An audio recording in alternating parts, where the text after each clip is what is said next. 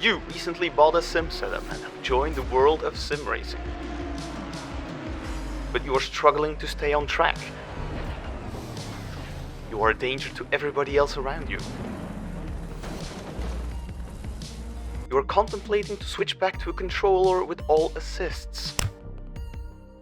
Hey, my name is Peter, and I used to be a sim racer like you, until I took a wheelbase to the forehead. Let me give you some hints and tips that I used to improve my racecraft to finally reach the subpar level I have now. Incoming cheesy analogy. Every pot has a lid. This is the case in romance, in the kitchen, and in sim racing. I personally love GT3, but have recently invested more time in F1. However, older style cars, LMPs, and whatever this abomination of all that is good and holy in this world are not my cup of tea. And that is perfectly fine. Try out some different car classes and discover what you love to drive.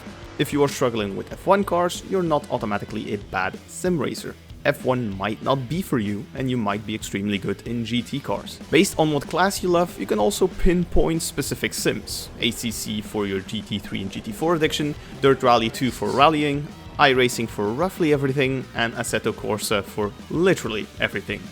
I mean, who the hell even makes this stuff? I know, very easy tip to throw in, yet one of the most difficult one to understand. Customizing setups can be very intimidating when you don't know what the 500 different sliders and numbers do. The easiest basics I remember are the following. Tire pressure matters. If your tire pressures are 420 blazing it up and are too high, they will overheat, you'll lose traction and lose time. AC has Sidekick, which conveniently shows you by how much you need to increase or lower the pressures on each tire. For ACC, ideal pressure is around 27.3 to 27.8 psi. Try it out for yourself. Do some hot lapping with stock tire pressures and then adjust them accordingly. Fuel. Especially in this day and age, #StopTheWar2022, you need to pay attention to the fuel load.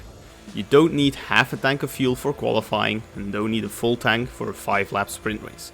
You would be amazed how many people forget to adjust their fuel load for different events. But don't go too crazy. I have messed up before where I ran out of fuel before the end of the race. Have a little safety net or be ready to fuel safe if necessary.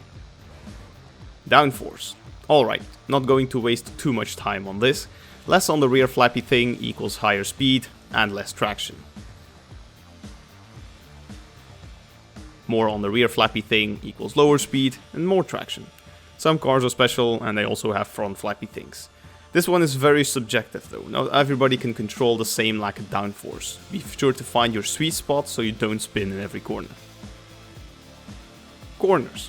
You know, racetracks are quite well known to have at least 2 of them. The phrase slow in fast out has been repeated plenty of enough times in bedrooms and sim communities all over the world, but is it right? Yes, but not always.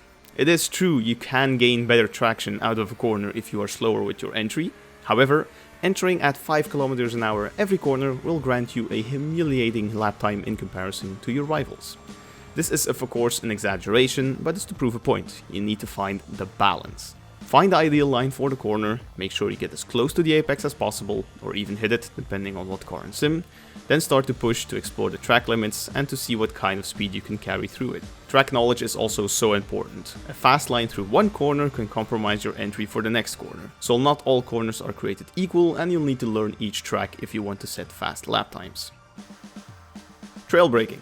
This one has been my personal revelation of this year. I did know trail braking was something you could do in sim racing, but I never thought of actually trying it out.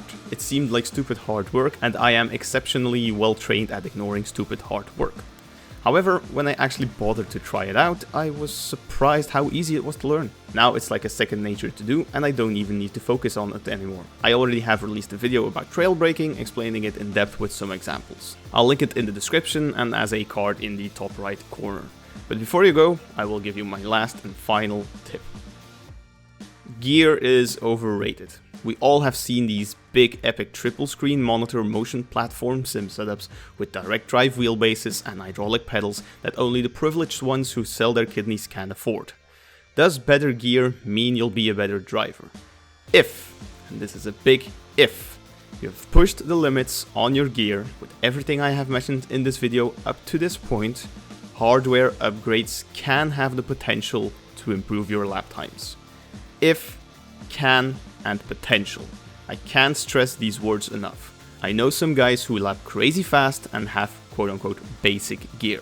I also know guys who have big-ass Chinese wheelbases and said mediocre lap times. Get the most out of the gear you currently have, because someone who has 1000 hours on a G29 will probably be faster than a fairly new sim racer on a direct drive wheelbase.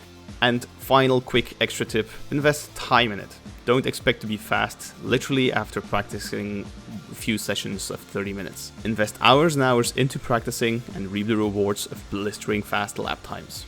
Hope you guys learned something, or at least had a good laugh. Be sure to check out my other content, like my trip around the world in 80 days in Microsoft Flight Sim. Now stop wasting time, get practicing, and maybe we'll see each other on track in the future.